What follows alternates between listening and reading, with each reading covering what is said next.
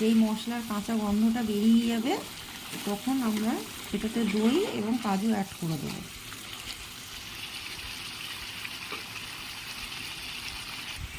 খেয়ে যে খুব একটা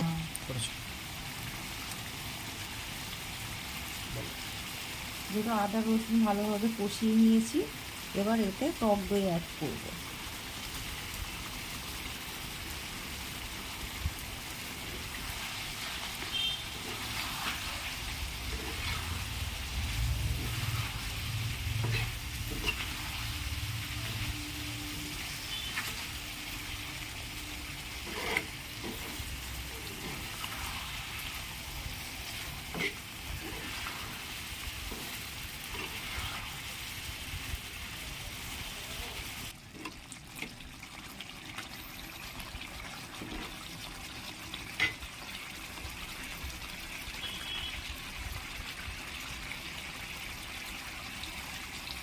এবার এতে যে কাজুটা আমরা পেস্ট করে রেখেছিলাম সেটা অ্যাড করব।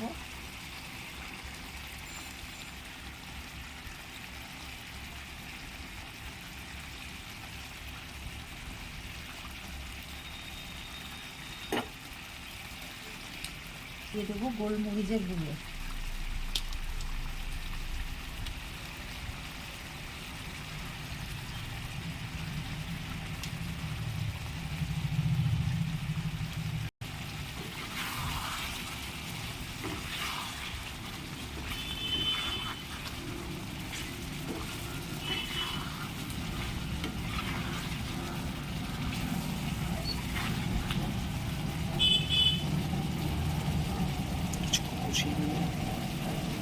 এটাকে ভালোভাবে কষিয়ে নেব।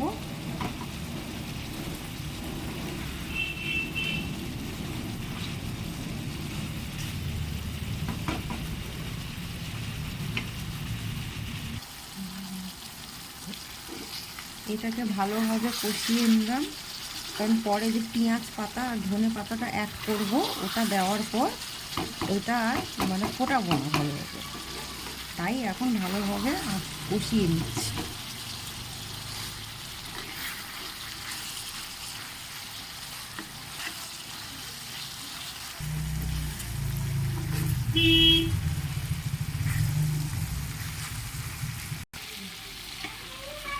চিকেনটা কষে গেছে, এবার যে পেঁয়াজ পাতা ধনে পাতা জলটা ছিল সেটা আমরা এখানে অ্যাড করব। বেশি না, সামান্য একটু অ্যাড করব।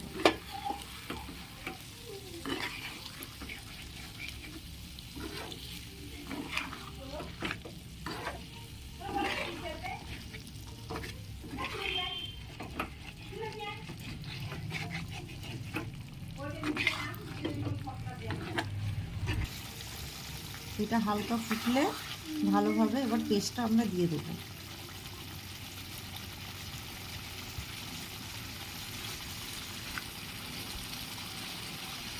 দেখুন ভালোভাবে ফুটে গেছে। এবার যে পাতা বেটে রেখেছিলাম ধনে পাতা আর পেঁয়াজ পাতা সেটাকে অ্যাড করব।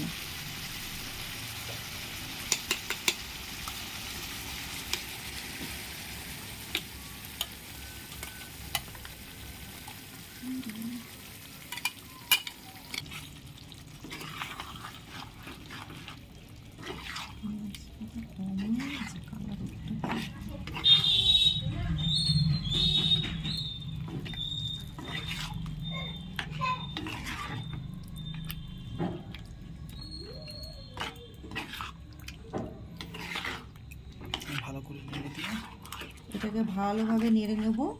এটা দিয়ে বেশিক্ষণ ফোটাবো না, তাহলে কালারটা ডিসকালার হয়ে যাবে।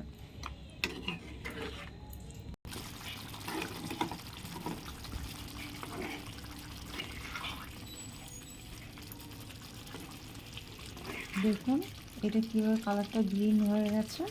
এবার এটাকে আর বেশিক্ষণ করবো না, হয়েই এসছে, এবার নামিয়ে নেব। এটা বেশি লুচি পরোটা এইসবের সাথে খেতে বেশি ভালো লাগে। এটা আমাদের রেডি, এবার এটাকে আমরা নামিয়ে নেব।